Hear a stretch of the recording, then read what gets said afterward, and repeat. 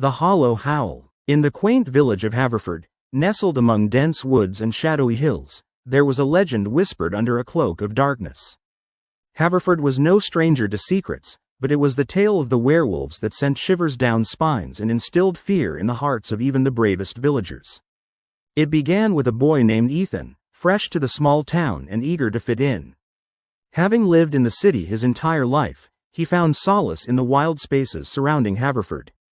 With his fiery red hair and freckles dusting his nose, Ethan was adventurous, yearning for stories that made the mundane world glow with mystery. The giggles of girls melted his confidence, yet he was determined to befriend his classmates. However, as autumn arrived, darker tales thrived. There were whispers of strange disappearances and howls that echoed through the woods, sounding like a mournful lament. The old townsfolk warned them, "Stay indoors when the moon is full. The beast roams the village, howling for prey." Ethan and his new friends, a curious trio of misfits, Nina, the imaginative dreamer, Mark, the brave one, and Lila, a bookworm with a passion for Gothic novels, decided that the folklore had to be investigated. They were not afraid, instead, they felt challenged. One crisp night, with the moon glowing ominously bright, they ventured into the woods, their hearts racing with excitement and a tinge of fear. The trees twisted above them like gnarled hands seeking to snatch them away, but they pressed on, sharing stories that blended fantasy and reality as they walked deeper into the forest. Suddenly, they were halted by an unfamiliar sound, a low, guttural growl, resonating through the silence like thunder. The shadows stretched across the path as if trying to swallow them whole. Ethan's heart pounded in his chest as Mark bravely declared, "It's just the wind. Let's keep going." The four stumbled upon a clearing, where the moonlight cascaded like silver rain, illuminating the gnarled roots and fallen leaves. They huddled together, whispering their fears, when without warning, the ground beneath them seemed to tremor. The howling came again, sharper and closer, sliced through the night, an eerie symphony that escalated into a chilling crescendo. Then they saw it, a silhouette cloaked in darkness, backlit by the moon. Its eyes glimmered like distant stars, piercing through the night. "Run!" Lila shouted, but it was too late. The creature lunged, and panic consumed them. They darted through the forest, branches clawing at their arms and legs. Ethan turned to check if they were all right and saw that Lila lagged behind, her face pale with fear. "Keep going," he yelled, but the sight of her trembling form sent a jolt of anguish through him. Suddenly, the beast was upon them. A monstrous werewolf, towering and undeniably menacing, its teeth glistening with moonlight.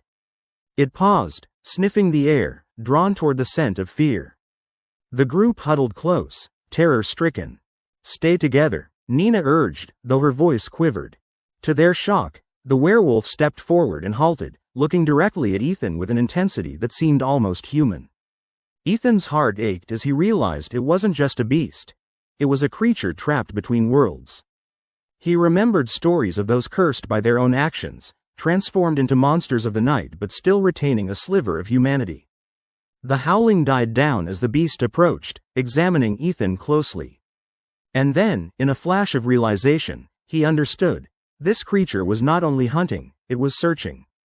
With that thought, Ethan stepped forward, shaking but fueled by a strange determination. "What do you want?" he asked, his voice quaking but resolute. In the flickering shadow of the moonlight, the werewolf lowered its massive head, and something inside those luminous eyes glimmered, a spark of pain, longing, and an ancestor's tale untold. Before Ethan could react, the creature howled, a chilling sound, filled with mourning, echoing through the trees. They all felt the woods reverberate, a calling to the moonlit skies. Lila whimpered as she reached for Ethan, paralyzed by the raw power of the sound. And then, in a flash, the werewolf sprinted into the dense shadows, leaving behind a weighty silence that hung like a fog. The four stood still for a moment, processing what they had seen. That night, the legend shifted. They returned to Haverford, breathless and changed, carrying with them a deeper understanding of fear, of curses, and the tragic beauty that sometimes lay beneath monstrous exteriors. As the days wore on, a curious bond formed between Ethan and the woods.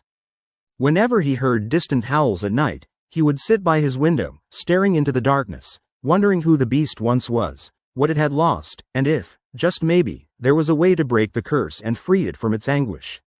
Haverford's werewolf became less a horror story and more a haunting reminder that behind every fearsome tale lies a truth, often far more compelling than fiction. A tale of loneliness and the quest for acceptance, forever waiting for the light of understanding to break the darkness.